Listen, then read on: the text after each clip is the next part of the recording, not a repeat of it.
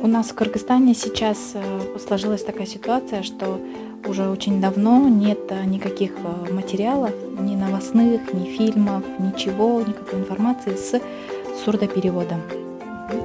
Сурдопереводчик является таким посредником в диалоге между людьми с глухотой и обществом говорящим. Сейчас такая ситуация сложилась в Кыргызстане, что сурдопереводчиков на самом деле очень мало, квалифицированных сурдопереводчиков. И, к сожалению, труд сурдопереводчика, он недостаточно оплачиваем, мало оплачиваем. И ввиду этого многие люди, которые бы могли стать сурдопереводчиками, к сожалению, не заинтересованы в этом. Нехватка сурдопереводчиков в Кыргызстане приводит к тому, что приходится одному или двум сурдопереводчикам постоянно выезжать в регионы. В основном проблема наблюдается в регионах с нехваткой сурдопереводчиков. Многие остаются без переводчика, это влечет к тому, что оформляется документ. Я сама с этим сталкивалась, оформляется документ без участия сурдопереводчика. Опять-таки это ущемляет права человека с нарушением слуха.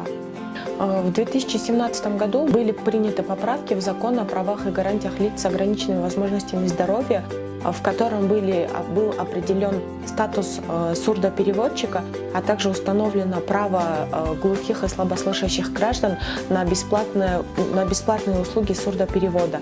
В 2018 году эти поправки вступили в силу, однако сейчас граждане пока еще не могут получить бесплатные услуги сурдоперевода, так как в настоящее время Министерство труда и социального развития работает над исполнением этого закона, и мы оказываем консультационную помощь в разработке положения о порядке оказания бесплатной помощи сурдопереводчика.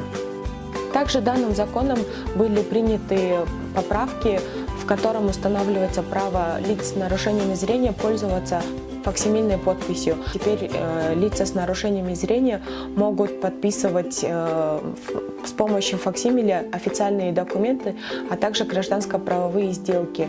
В целях исполнения данного закона правительство приняло поправки в закон о нотариате, в инструкцию о совершении нотариальных действий, а также в инструкцию о порядке ведения дела производства.